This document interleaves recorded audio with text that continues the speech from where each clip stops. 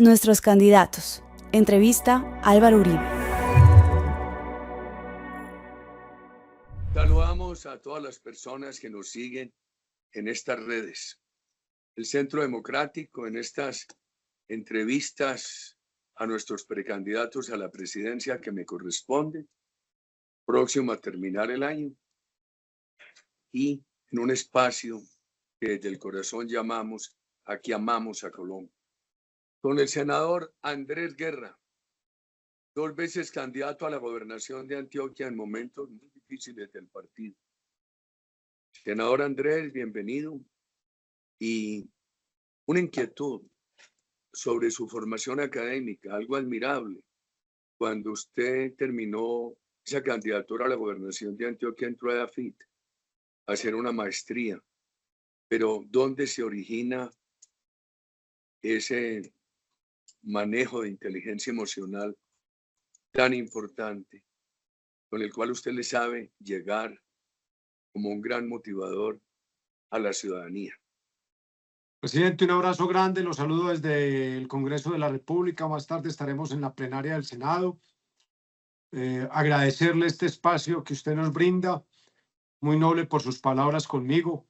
Son 25 años a su lado. Empecé prácticamente como tropero en este proceso y hoy, pues el partido y usted me dan la posibilidad de estar en el Senado de la República. Mi formación académica, aparte de ser comunicador social y periodista de la Universidad Pontificia Bolivariana. En el 2009 realicé una especialización cuando yo estaba trabajando en su gobierno como asesor de Andrés Uriel Gallego. Entré a la Universidad Pontificia Javeriana a estudiar opinión pública y procesos electorales. Luego, en el 2013, cuando era diputado, recuerda usted que iniciamos por el partido de la U, pero luego nos retiramos para acompañarlo a usted en el Centro Democrático, y en ese 2013, antes de irme de la Asamblea, ingresé a AFID a hacer otra especialización que fue de comunicación política. Me gradué en el 2014 y, como usted ahorita apuntaba, en el 2015 fui con enorme orgullo candidato a la gobernación de Antioquia de nuestro partido por primera vez, con más de 613,000 votos. Y en alguna conversación con usted me decía: Andrés, hagamos otro estudio. Y yo le dije que con todo el gusto. Usted me sugirió que saliera del país y yo le dije que yo me quedaba más bien en el país acompañándolo, y me fui a buscar a las universidades públicas y privadas donde me podrían ofrecer una maestría en gobierno y políticas públicas. Y así fue como ingresé en EAFID en el 2017. Fueron 2 años de maestría y en el 2018, a final de año, me gradué en la maestría de Gobierno y Políticas Públicas. El tema del carisma, presidente, que usted pregunta, yo creo que La motivación a la ciudadanía. la motivación a la ciudadanía, presidente, parte de algo trascendental, y es algo que usted nos ha enseñado todos los días. Hay que tener humildad, hay que escuchar, hay que aprender, hay que estar con los 5 sentidos. Creo que lo político es eso, la política es eso, y ese ejemplo suyo para nosotros, y en mi caso, es trascendental para hacer lo que hago. No, pero Creo usted genera muchas emociones. que ¿De esas dónde las emociones origina? Esas emociones parten de lo que yo creo. Soy un convencido de los símbolos, soy un convencido de lo que hago, soy un convencido de arropar a la gente, de quererla, de escucharla, de ser auténtico, presidente. Usted nos insiste mucho con esa autenticidad, y por eso de tener a la persona que está al lado de uno al mismo nivel, de hacerlo sentir que es útil, que es práctico y que uno puede servir en algo. Eso es trascendental, y creo que eso nos ayuda mucho en un partido y en los partidos actuales en Colombia, donde la lejanía con el elector, la lejanía con la base es recurrente. Y hoy hemos aprendido en este partido que solamente podemos tener esa posibilidad, esa cercanía, con ese carisma, con esa cercanía, con ese talante y con esa energía. Senador, Sí, señor. uno de los problemas que tiene la política es que muchos políticos se aíslan. No conocen qué necesitan los inversionistas, las gentes de trabajo para generar empleo. También desconocen por vivir en un mundo acorralado, más que acorralado, amurallado de la política. Desconocen las necesidades, las expectativas, las frustraciones de las clases de ingresos medios y le dan mucho la espalda a los sectores más pobres.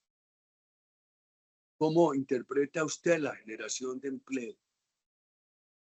¿Qué opina? ¿Cuáles han sido sus experiencias en generación de empleo que le hayan enseñado, lo hayan llevado a vivir esas necesidades de la inversión? ¿Y cómo se ha conectado usted con los sectores de ingresos medios para saber sus dolores y con los sectores populares? Presidente, siempre he insistido que es fundamental que nosotros nos mantengamos en una conexión diaria, permanente, con la clase media productiva del país. Para mí es el corazón, es el ombligo de la economía. Y cuando el ombligo del cuerpo está en una buena condición, pues el cuerpo funciona, se mueve bien.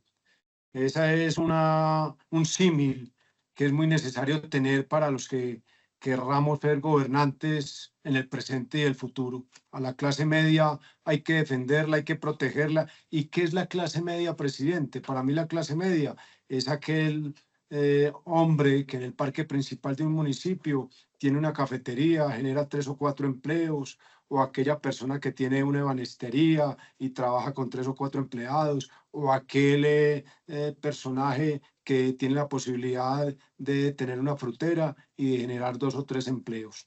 Esa es la clase media y hay que defenderla. En el caso de la economía nuestra, yo soy un convencido, presidente, que tenemos que aprender a generar empleo o a hacer empleo y tener la tranquilidad de pagar los servicios y de tener la neverita llena para poder ir a trabajar en política. Los políticos que no hacen eso y que se acostumbran a vivir del Estado sufren mucho porque no tienen personalidad política. Entonces, ante esa realidad, hay que generar empleo, hay que tener oportunidades, hay que crear esas posibilidades. Usted me pregunta, en mi caso, ¿qué hemos tenido en la familia? Pues hoy generamos unidades productivas rurales, la familia como tal. Tenemos todo el circuito de generación de la cría, de la ceba, de la producción y Ya que también de la leche. usted en carne propia ha sentido qué se requiere para invertir y generar empleo. Para invertir y generar empleo, primero hay que, usted lo dice mucho, la confianza inversionista. Eso es clave, eso es necesario. Segundo, hay que tener un buen proceso de conocimiento de lo que va a ser. En mi caso, yo toda la vida, como usted, he estado en el campo aprendiendo, generando unidades productivas rurales y sobre eso nos tenemos que sostener. Tercero, esa generación de empleo en el país hoy necesita la inversión, sobre todo, y las oportunidades que podemos ofrecer para darle calidad de empleo a la gente. Lo está exigiendo la gente en lo urbano y en lo rural. En mi caso, lo genero en lo urbano y también en lo rural, porque hemos también enfocado el proceso a un tema de posibilidades, en un tema de seguros, que modifica el concepto del seguro costoso para hacer unos seguros no costosos y ampliar el rango de esa posibilidad de seguros vitales para la gente. Ahí también tenemos un ejercicio bonito en lo urbano, entonces mezclamos la capacidad rural del empleo y también la capacidad urbana del empleo y Ya he que estado usted tiene participando mucho en ello. una conexión material y espiritual con la generación de empleo, un entendimiento de qué es la clase media, sus angustias y una conexión con los sectores pobres más afectados. Presidente, todos los días. Es que usted sabe lo que vivimos los que tratamos de generar unidades productivas rurales. Y en esa realidad uno sabe lo que es pagar al fin del año unas vacaciones, lo que es pagar una prima, lo que es recoger la quincena, el esfuerzo para que a los trabajadores se les llegue con el recurso puntualmente y que los trabajadores se sientan cómodos. Eso es fundamental, que se sientan integrados a lo que hacen y que ellos identifiquen, presidente, que lo que hacen ellos es vital para que la empresa funcione, bien sea en un corral, bien sea en una manga, bien sea mejorando una pastura o también bien sea en la ciudad, en una oficina trabajando. Nosotros insistimos mucho en eso, yo insisto mucho en eso porque la vida es un estado emocional y si el trabajador que está al lado de uno tiene un estado emocional y que se siente cómodo en lo que hace, las cosas pueden funcionar mejor. Cuando mi generación estaba joven, más atrás, niños, adolescentes, había una gran respetabilidad por la política. Se miraba con mucho respeto a la dirigencia política. Empezó a entrar la corrupción. Se ha generalizado. Un sector del país se beneficia, qué tristeza, se beneficia de la corrupción. Otro se declara vencido, se resigna y dice, nada hay que hacer. Si usted fuera presidente, ¿cómo manejaría las relaciones con el Congreso para que el trámite de las leyes no dependiera de esa corrupción de la mermelada, de esa irresponsabilidad de los puestos públicos? Y apenas lo escuchemos sobre esto, y hago una pregunta sobre gobernabilidad. Presidente, muy buena pregunta. Lo que ocurre en el Congreso con la corrupción es una adicción al poder. Y esa adicción al poder, presidente, no tiene barniz político.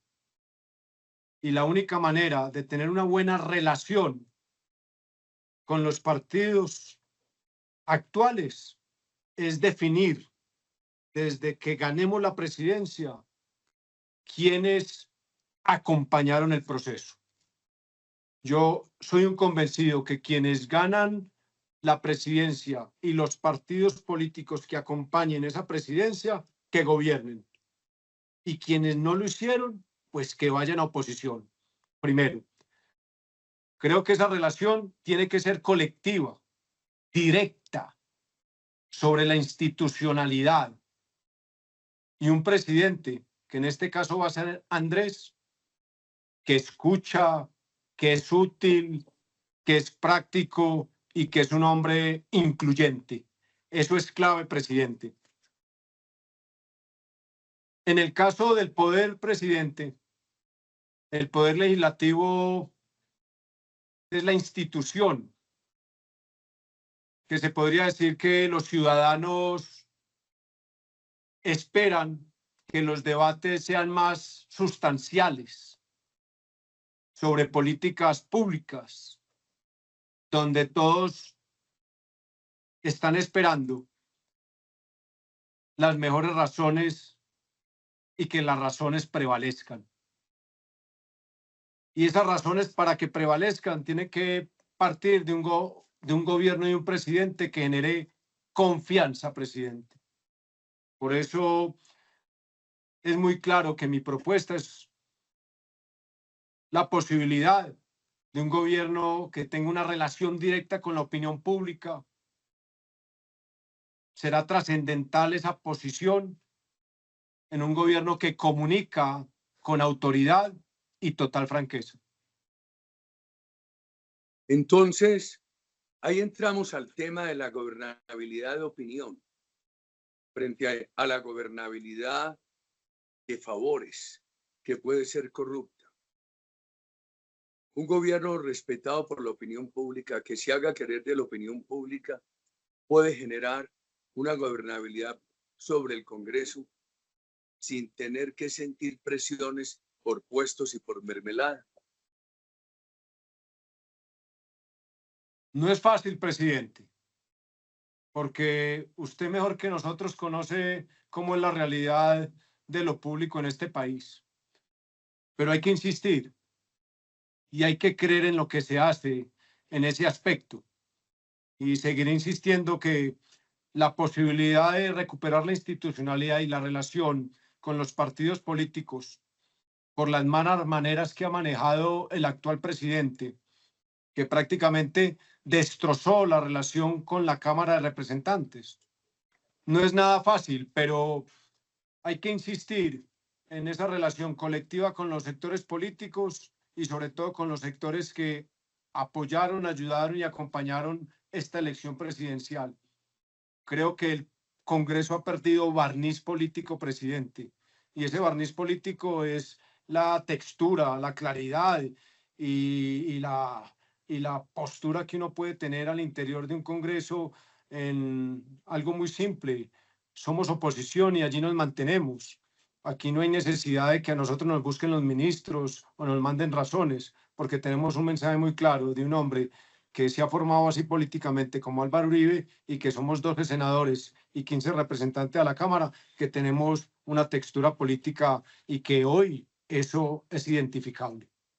¿Cómo ha hecho usted para ser un crítico acerbo del presidente, estar en la oposición en el Congreso, tener buenas relaciones con los ministros a pesar de las agudas discrepancias y buenas relaciones con los integrantes de la bancada de gobierno?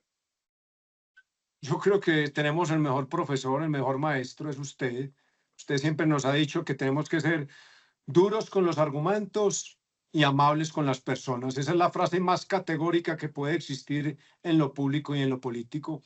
Y yo lo practico todos los días. Yo tengo una forma amable de escuchar, de entender, de aprender, pero tengo el rigor también de lo que es el criterio político que me ha dado la vida. Las derrotas, presidente, forman mucho. Y además ¿Cómo lo algo, tratan a usted los ministros cuando los encuentra en los pasillos del Congreso? presidente, es que yo creo que los ministros ya tienen muy identificado a quién pueden tocar, quién es endeble, ellos ya tienen un mapa muy claro desde el gobierno, quiénes son los senadores o representantes que pueden ser, entre comillas y con todo respeto, negociables, y quiénes no. Y ¿Cómo lo quiénes, saludan a usted? a mí me saludan amablemente y yo también los saludo amablemente, pero hay momentos de alta presión que ni me saludan. Lógico, cuando se está debatiendo en la plenaria del Senado y el momento es crítico, créame que ningún ministro nos va a saludar y mucho menos van a pasar por el lado donde está el Centro Democrático. Pero cuando los momentos son amables y cuando el momento ha bajado de presión, lógicamente los ministros pasan con un sentido amable y uno se para porque es un ministro, al fin y al cabo, presidente, y uno tiene la educación para entender esas jerarquías y la saluda o los saluda. Y eso en comisión y en la plenaria cae bien. Y como usted me enseñó un día, presidente, las comisiones son técnicas, Andrés, hable técnicamente. Y en las plenarias hable políticamente, pero con rigor, pero no prenda el micrófono todos los días y todos los momentos. Y esa hoja de ruta la he seguido aquí permanentemente para poder tener algo que es trascendental, que usted también me dijo, hay que tener credibilidad, Andrés. Hace pocos días, el partido tuvo su segundo foro temático, Foros por el Futuro de Colombia, fue en Bogotá, sobre el tema de seguridad. Allá lo escuchamos a usted. Pero hay unos temas bien preocupantes. Muy probablemente en el año 26, el país va a tener un déficit fiscal muy alto, un endeudamiento muy alto, un déficit en la salud enorme. Hoy es de 11 billones. En medio de esas dificultades, ¿cómo dotaría usted la fuerza pública? ¿Cómo la apoyaría? Habida cuenta de esas limitaciones que el gobierno nuevo encontraría. Lo dije en el foro de Bogotá y agradecerle al partido y a sus organizadores, al director, a la secretaria general y a quienes lograron hacer primero el de Barranquilla y ahora el de Bogotá. Creo que ha sido totalmente exitoso. Lo dije en Bogotá, presidente. En los primeros 100 días de Andrés presidente voy a recorrer los 32 departamentos.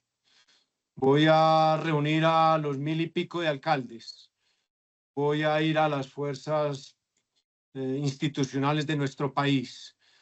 voy a abrazar, voy a acercarme, porque yo creo, y se lo dije ahora, uno es un estado emocional y la vida es un estado emocional. Si usted se levanta bien emocionalmente, el día lo hace bien. Y un presidente en un momento que el estado emocional del país no es el mejor, que han sentido un presidente incumplido, que no llega, que es trasnochador, que es parrandero, Usted que tan tiene una duro vida. con el presidente Petro y tiene buenas relaciones con los ministros. ¿Cómo lo hace? Lo que pasa es que ellos no son Petro, ellos son los ministros. Entonces yo tengo muy claro que, y ellos saben lo que yo opino de su jefe, pero la madurez política No invita le a hacen decirle las cosas. reclamos. Claro que lo hacen, sobre todo el señor Juan Fernando Cristo, pero me hizo un reclamo cuando llegó y le hablé tan claro y tan contundente que no me volvió a tocar ningún tema del gobierno. Al reclamo Esa es la se lo verdad. hizo público. No, personal, que porque era tan fuerte contra él y el gobierno en las redes sociales. Y le dije que Ah, no le esa era, reclamó por el presidente, sino por él. sí, sí, por él, por él. Entonces ahí también hay que entender que ellos piensan más en lo que uno les está diciendo a ellos personalmente que lo que le están diciendo al gobierno. Buen Y tema para análisis de la real unidad en el gobierno. Pero volvamos. Las sí, Fuerzas señor. Armadas le van a decir, presidente Andrés, aquí hay ¿Cómo suena de bien eso? solamente 31 naves de la Fuerza Aérea Hágame el operables. favor. Hay 29 no operables. Necesitamos naves. Tenemos estas deficiencias en transporte terrestre, en transporte aéreo. Estos problemas de comunicaciones, estos problemas de cuarteles. No hemos accedido a las herramientas que requieren de inteligencia artificial. Y usted se encuentra con un ministro de Hacienda que le muestra un altísimo déficit, un altísimo endeudamiento y un país sin posibilidades de más impuestos, que al contrario habrá que bajarlos. ¿Usted qué haría, Andrés? Presidente, primero vuelvo a insistir en lo que estaba hablando. Hay que motivar a la fuerza pública. La vida es un estado emocional y usted lo hizo como conclusión en el foro del sábado. Hay que quererla, hay que motivarla porque hoy está desmotivada. Ese Y cada aspecto es muy importante, ese verbo, querer a la fuerza pública. querer a la fuerza pública, usted lo ha insistido y nosotros tendremos que hacerlo con rigor. Hay que querer a la fuerza pública y que ellos se sientan otra vez con la confianza necesaria de ir a recuperar este país. Primero que todo. Segundo, presidente, voy a instaurar una campaña agresiva desde el primer día de esa recuperación emocional de nuestra fuerza pública y se va a llamar Fe y Acción. Fe y Y acción. Fe ¿En y qué acción. consiste? ¿En qué ¿Cuál es su consiste? idea? ¿Usted se acuerda en su gobierno cómo hacíamos las caravanas? Colombia viaja por ella. Y Vive que Colombia, viaja por ella. Vive Colombia viaja por ella. Y en los túneles, en las entradas de los aeropuertos, a la salida de las ciudades, a la entrada de los municipios, aplaudíamos a la fuerza pública, les poníamos mensajes de positivismo, de fe, y la gente pitaba, se emocionaba. O sea, la gente sentía que la institucionalidad tenía Ese una tema responsabilidad. emocional y de afecto es muy suyo. Eso nadie se lo quita. Pero enseguida le van a decir, presidente, usted nos quiere. Ha fomentado el cariño frente a nosotros. Así Pero es. no hay aviones, no hay helicópteros, no hay inteligencia artificial y no hay plata. ¿Usted cómo buscaría resolver eso? Presidente, del 2014 al 2024 ha crecido el presupuesto en un 20% de las fuerzas públicas, de la fuerza pública. El 2023 fue el presupuesto de 57 billones de pesos y en el 2024 ha estado en 61 billones de pesos. Nosotros tenemos la necesidad, por todo lo que usted dice, de ir creciendo ese Producto Interno Bruto para la fuerza pública, por lo menos en el 0.5%, sería a 70 billones de pesos, paulatinamente en Y los le dicen, 4 no hay años. plata. Y si no hay plata, presidente, hay que sacar la coca. Y la coca se saca ante los países que tenemos relación y tenemos barniz político. Yo tengo claro que el primer acercamiento que hay que hacer es con los Estados Unidos. El segundo es volverle a abrir las puertas a Israel. Y ellos nos han ayudado mucho en ¿Cómo manejaría el tema de Palestina el tema de Palestina, presidente. Yo creo que al restablecer relaciones con Israel? ¿cómo lo manejaría? Es que yo creo que el 98% de este país quisiera que apoyáramos a Israel. La realidad del Medio Oriente es un dolor. Israel necesita tener la capacidad y la condición que traía y que este país lo había acompañado. Israel ha sido fundamental para nosotros en el tema de inteligencia, en el tema de preparación de la fuerza pública, en el tema de tecnología, en el tema de armamento. Y yo creo que hoy lo que hace Gustavo Petro es debidamente estudiado desde la ideología para cortarnos la relación con Israel. En el Pero tema separemos las acciones terroristas de Hamás del pueblo palestino. ¿Usted participaría de la tesis de los dos estados, del mutuo respeto y del derecho de los ciudadanos de Palestina a la paz y a la tranquilidad, como es el derecho de los ciudadanos de Israel? Es que ese es el camino, presidente, y esa ha sido la textura de nuestro partido y ha sido la condición. Nosotros lo que tenemos que generar es garantías, pero tampoco podemos aceptar que entonces, como asumieron la realidad, ya cumpliéndose un año de lo catastrófico que ocurrió en las festividades de Israel, sobre todo en esa frontera, entonces el gobierno de Gustavo Petro asuma y le diga al mundo que Colombia está a favor de lo que ocurrió. Eso es gravísimo. Hoy tenemos que recuperar esa confianza. Hoy tenemos que recuperar esa relación y en esa recuperación de relación hay que acercarnos inmediatamente en el gobierno del 2026 para recuperar y sobre todo sostener y mantener y que se pueda abrir un espacio y una oportunidad para que hayan ese ambiente, palabra clave, para poder que exista paz en ese Medio Oriente. Las drogas ilícitas alimentan la violencia, no dejan que haya paz, como la falta de autoridad de seguridad tampoco deja que haya paz. Pero además destruyen familias, están causando enormes, creciente número de jóvenes con estados depresivos, con tentaciones de suicidio, lo reconocen psicólogos, rectores, profesores universitarios, etcétera. Estamos sin el apoyo que se requiere de Estados Unidos. No tenemos un segundo plan Colombia. El país tiene una legislación razonable en eso. A usted lo honra que ha votado contra la legalización. Y es algo muy razonable, porque este país no tiene una legislación radical. Este país dice, el consumidor necesita prevención, rehabilitación, no cárcel. Nunca se ha metido a la cárcel a un campesino cultivador. Desde los años 60 del siglo pasado, el país puede utilizar la droga en el tema de medicamentos, en el tema científico.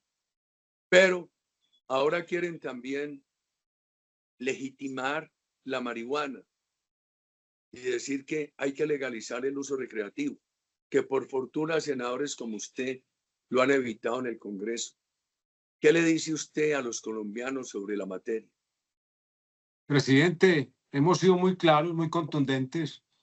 Recuerda que el día que se iba a votar en la plenaria, tomé la palabra y le dije a Colombia que me impresionaba cómo estaba el lobby de lleno ese día, que prácticamente toda la gente que estaba en el lobby para entrar a la plenaria no la conocía y que eran empresarios de este gobierno, esperando la legalización de lo que estábamos aprobando con el tema del cannabis.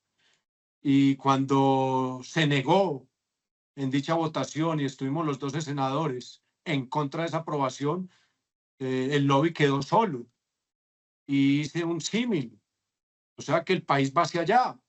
Desafortunadamente esta lucha es muy desigual e insisto en ella, mientras la ilegalidad con 253.000 hectáreas de coca van a gasolina de avión, la institucionalidad es lenta, paquidérmica, anda en un Renault 4 sin repotenciar. Y nosotros ¿Usted tendremos que... combinaría fumigación, erradicación manual, cultivos sustitutivos y autoridad? Jefe, es que ese es un triángulo exitoso y necesario para un país quebrado como un acordeón como es Colombia. Cuando a usted le dicen que no van a fumigar en regiones como el occidente antioqueño, que prácticamente es donde está el corazón de la producción de coca hoy con más de 17.000 hectáreas, y le dice usted a un soldado, a un policía que va a fumigar manualmente, créame que no lo va a hacer, porque físicamente no lo puede hacer. Entonces esa fumigación de expansión es necesaria, pero eso sí, con el cuidado que hoy debe tener la producción de alimentos campesinos. Pero aquí nos han metido una historia que no es cierta, que el campesino ha perdido toda su capacidad de producción porque le están fumigando. No, lamentablemente hay unos sectores como en el Nudo del Paramillo donde el campesino entendió que era mejor producir coca que sembrar cacao o que sembrar café. Ahí es donde O que el cuidado remunerado del bosque. Familia del exactamente guardabosque. lo que tanto usted promovió con las familias guardabosques. Entonces, totalmente convencido que el país tiene que recuperar esa autoridad en el aire y también ir por tierra para ganarle a la ilegalidad, a la mafia, a los traquetos. Andrés, hay dos economías hoy. No vamos a hablar de la lícita y de la ilícita. Vamos a hablar de las bonanzas y de la economía del gobierno. En mi concepto, la economía del gobierno nos lleva por muy mal camino. Hoy aparece la cifra de una caída de la inversión al 17%. Sumada la pública, la privada debería estar entre el 28 y el 32% del PIB. Se ha disminuido la inversión extranjera directa, la formación bruta de capital, pero hoy hay consumo, recuperaciones de consumo. Hay algo bueno, que ya la reducción de la inflación ha llevado al Banco Central a ir bajando la tasa de interés. Y al gobierno le ha ayudado mucho algo que no depende del gobierno.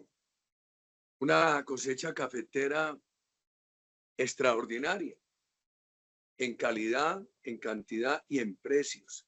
Café a $3. Recuerdo la bonanza del presidente López Miquelsen. 13 millones de sacos.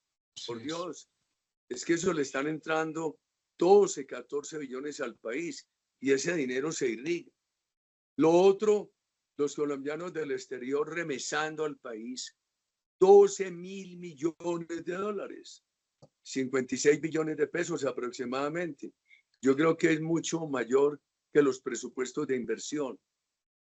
Pero eso ahora crea una especie de cortina de humo, una especie de muralla que no deja ver lo que viene, que es la caída de la inversión privada. ¿Usted cómo fortalecería la confianza de inversión privada en Colombia? Presidente, hay un ejemplo muy claro que lo puse en la Comisión Quinta hace 15 días con el presidente Roa y le dije, el momento de Ecopetrol es de Egopetrol. Es el ego de Gustavo Petro en manejar la empresa más ¿Cómo es la importante, cosa? Egopetrol. Egopetrol. Y usted Usted sabe, mantiene unos dichos por ahí sobre el ego. ¿Los quiere repetir?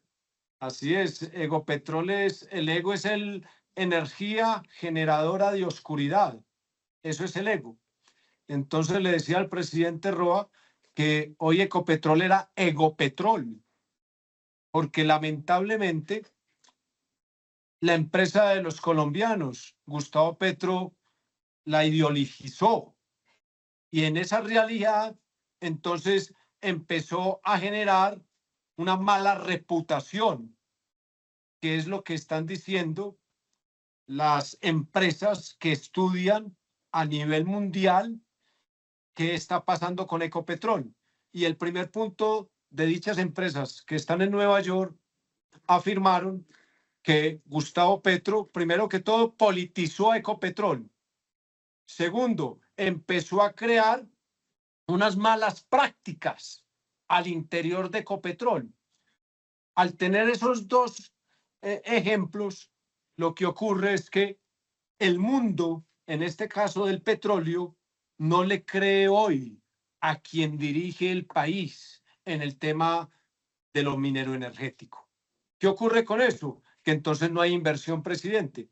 Y cuando hay malas prácticas, cuando hay mala reputación, hay que entrar primero a evaluar la transparencia de este gobierno. ¿Para qué? Para volver a crear buenas prácticas.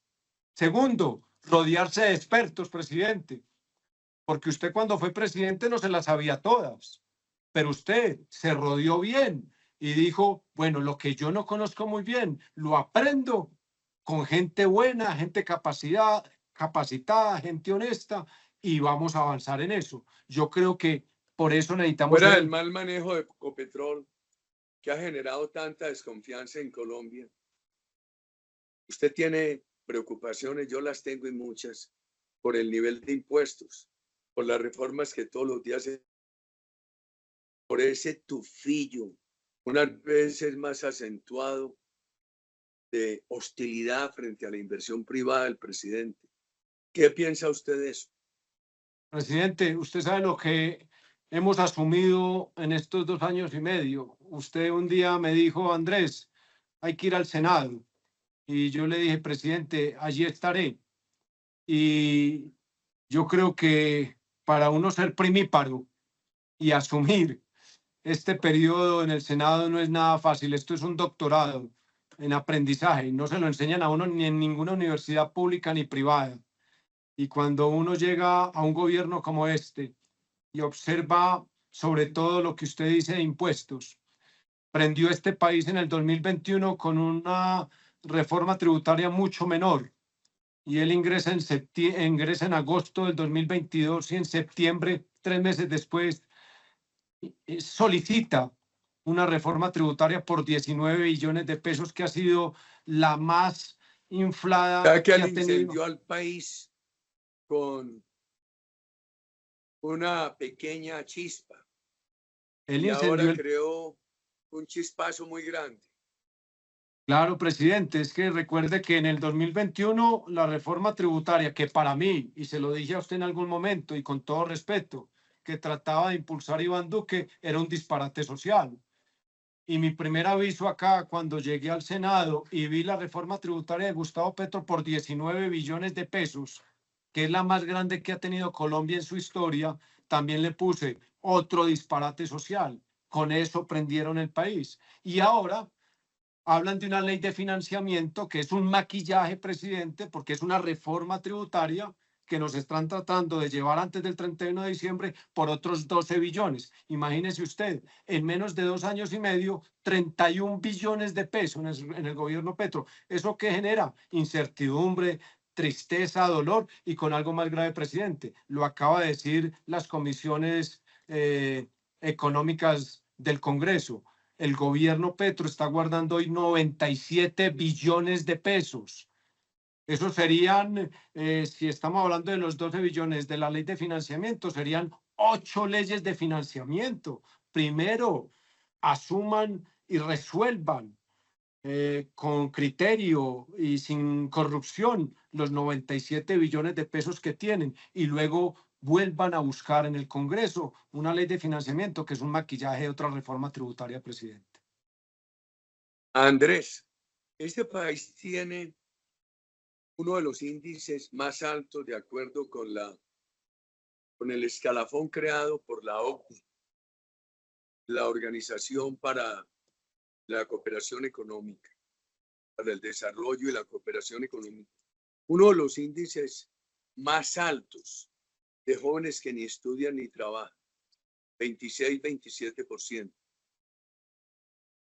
Estamos ahí. Otro es Turquía. Y entonces los jóvenes reclaman una educación también diferente, que les permita trabajar tempranamente, emprender, y reclaman recursos.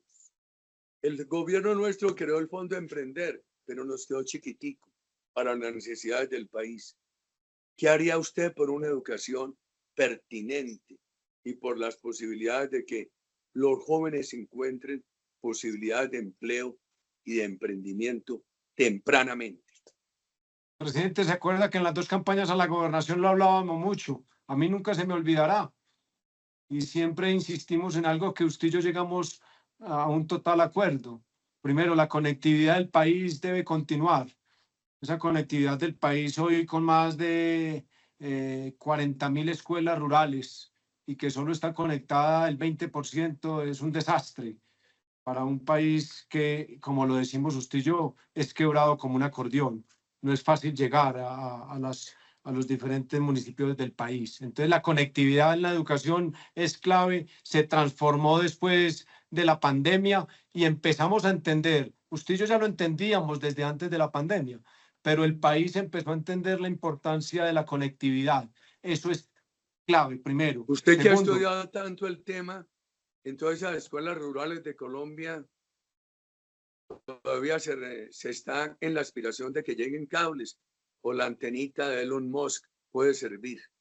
yo creo que la antenita puede servir, pero todavía estamos en la necesidad de crear unas vías amplias, sobre todo en Colombia. El problema es uno, presidente, puede haber conectividad en Andes, no hay ningún inconveniente. Suroeste antioqueño, 23 municipios, pero cuando se conecta a un colegio de 1.400 alumnos en Andes, se cae la señal y se cae por la falta de una vía amplia, de una vía moderna, que es lo que le falta al país. Y para eso se necesitan tres cosas, presidente: plata, plata y más plata.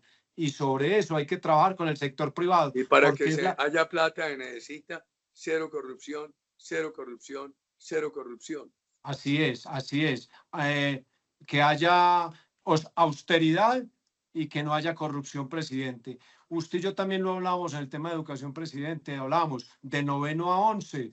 Qué bueno que nuestros bachilleres salgan también como tecnólogos y que cuando salgan del bachillerato ya tengan la condición de poder estudiar y trabajar. Usted lo ha dicho, hombre, no podemos permitir que las universidades hoy pasen 5 años educando a alguien porque los jóvenes ya Y están si les fuera a buscando. dar créditos de emprendimiento, el Estado actuaría como banco, solamente buscaría fondear las instituciones privadas que lo sepan hacer.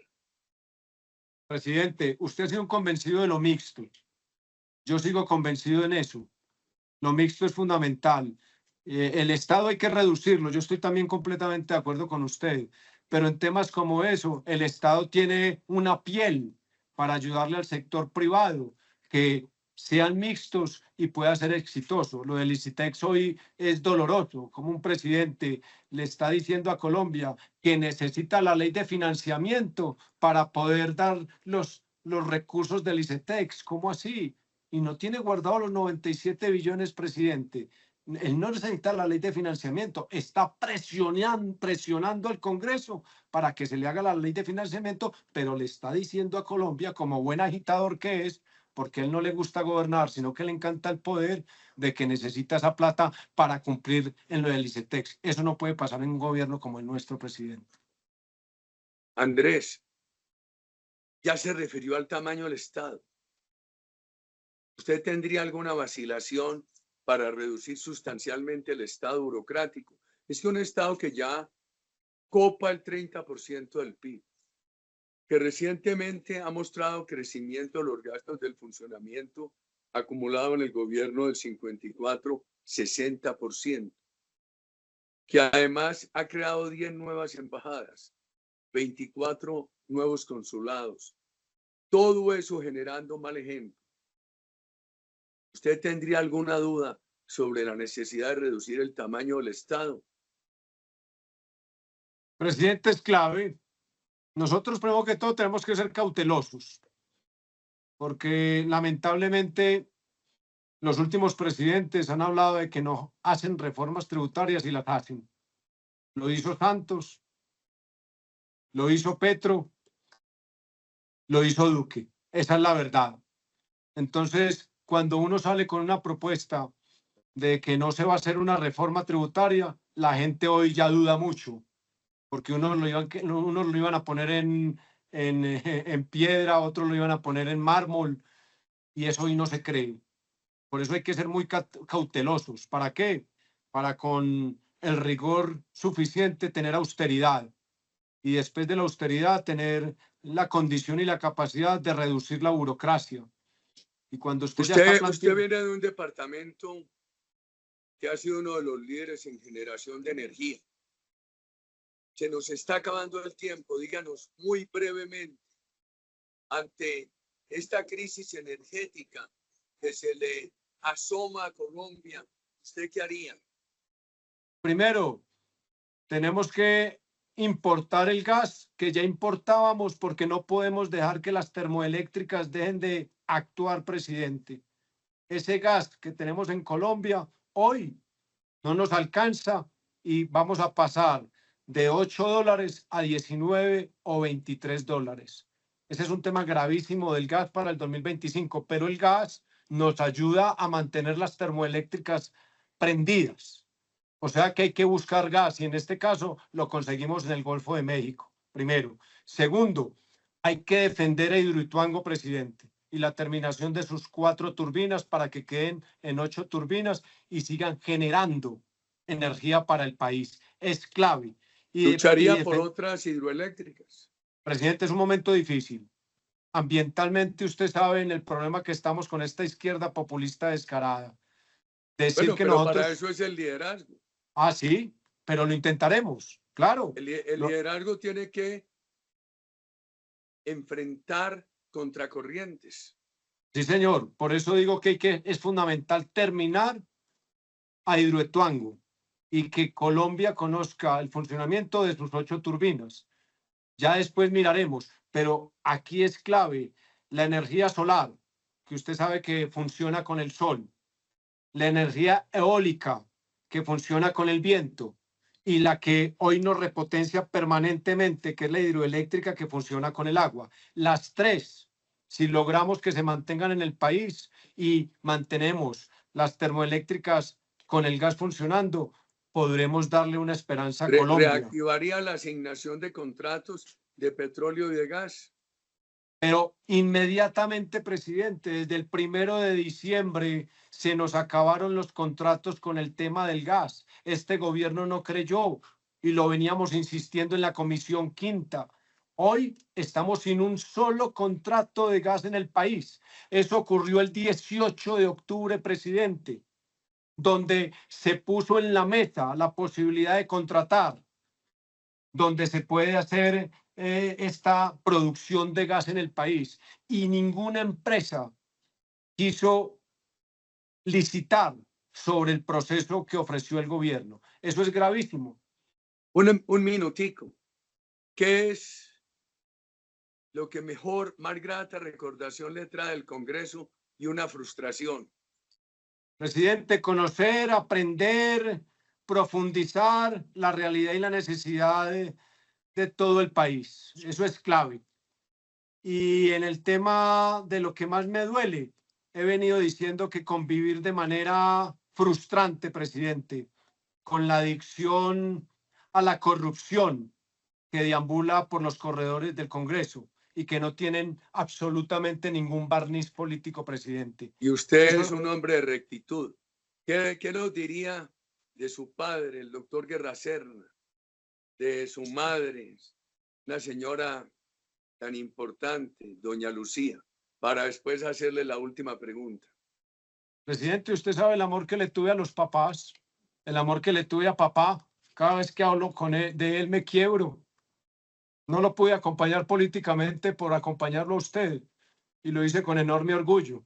Usted sabe que ese fue un hombre liberal ortodoxo, pero que yo desde muy joven decidí acompañar a un hombre que por ahí andaba de gafitas, que se llamaba Álvaro Uribe Vélez. Usted sabe qué digo, suelo decir yo de su padre.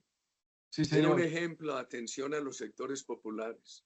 Totalmente. Se sentaba en el directorio liberal de Antioquia un viernes hasta las 12 de la noche recibiendo las delegaciones de los pueblos. ¿Habla mucho con doña Lucía usted? Sí, señor, una mujer profundamente uribista también. Pero tengo una anécdota porque me decía ya mi papá entraba en años, me decía mi mamá, pero no le cuente a su papá, que nosotros somos muy uribistas. Andrés, ¿y cuántos perritos tiene ahora? Jefe, ese sueño empezó en mi primera campaña a la gobernación, 2015. Usted me acompañó, yo nunca olvidaré sus ¿Cuántos formas. tiene? 2019, la otra campaña, tengo 104 recogidos en calles de Uy, municipios de ¿y Antioquia. cuál es la yegua trotona que quiere? Se llama La Primicia, hermosa, ese trote criollo, el mejor galope del mundo, linda. ¿Cuántos Bien, pues, arbolitos ha repartido? 1.500.000 guayacanes amarillos, madera nativa antioqueña, presidente. Andrés, feliz Navidad, feliz año. A Muchas usted Dios lo gracias. bendiga. Algún día este país tendrá que entender la dimensión suya. Dios lo bendiga. Un abrazo grande. Muchas gracias.